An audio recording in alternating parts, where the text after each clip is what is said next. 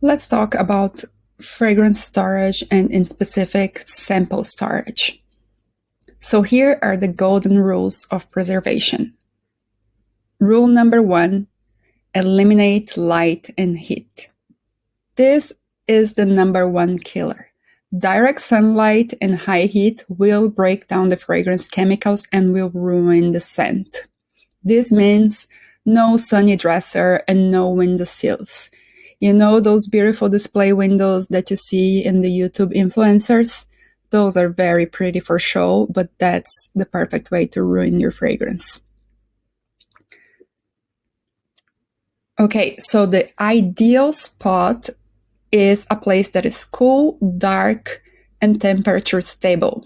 This would be, for example, a drawer in your bedroom, a closet shelf, an opaque box, or something like that, where you know temperature is going to be on the cooler side, it's going to be almost always the same temperature, and it's going to be dark.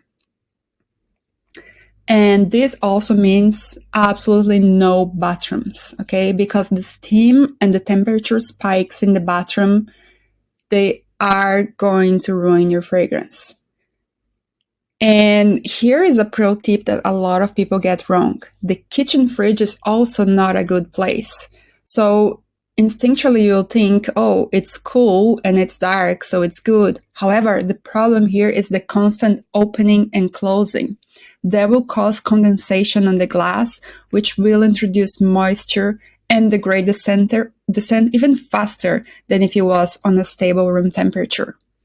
Now, for the pros, of course, there are exceptions. If you have, for example, a wine fridge that is you're using only specifically for this and you know exactly what you're doing. But in general, your kitchen fridge is no place for storing fragrance, okay? All right, so that's your number one enemy, light and heat. Now, second thing, always seal it tight. So if you have, a full size perfume, it's usually very well sealed. But if you are dealing with samples, every time you are going to be using it, there's going to be a little bit of air that is going to be getting into the vial, leading to oxidation. And if it doesn't have a cap, there's always a little bit of air that can get through the little hole. So, if you have a cap, of course, you screw it well and you make sure that it's tightly sealed.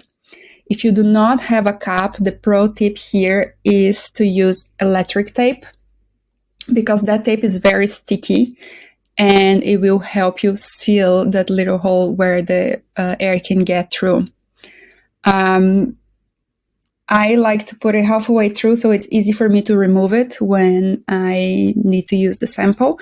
But make sure if you're planning to keep the sample, especially those that I get from Surrender to Chance, which are like very niche, maybe other fragrances, I want to make sure that they are sealed with electric tape. Okay, and then the rule number 3, organize the samples upright and contained.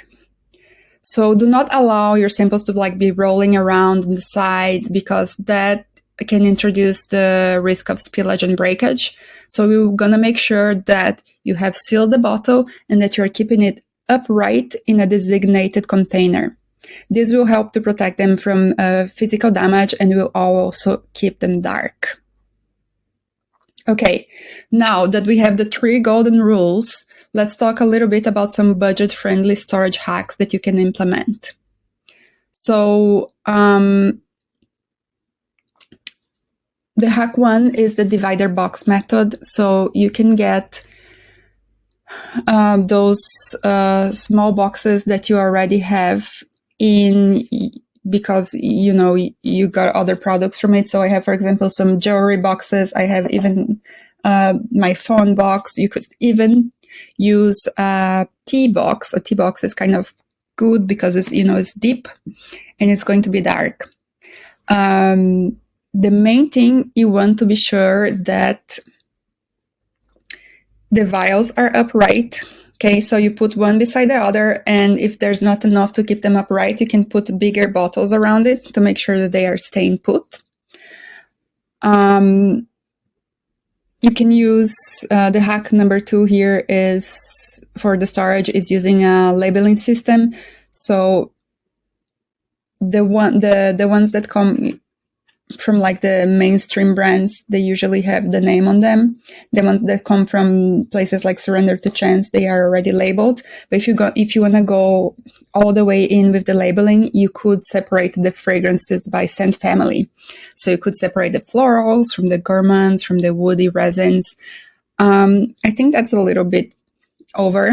I don't go that far, but if you're really into organizing, you could do that. And another thing is whenever you buy them from Sephora, you know, they come in those little paper. Each one is individually in their own little paper. It's almost like a little paper booklet. So I do like to keep them there. And then I put them all straight up in a box so that they are standing up.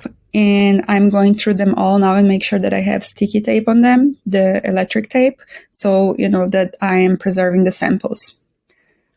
So to sum up here, the main thing here is storage. If you really care about the quality of the fragrances, you're going to have to store it. It's not going to be as pretty as the things that you see out there, you know, with all of these YouTube influencers. It's not going to be on this transparent glass box because that's the best way to spoil your fragrances.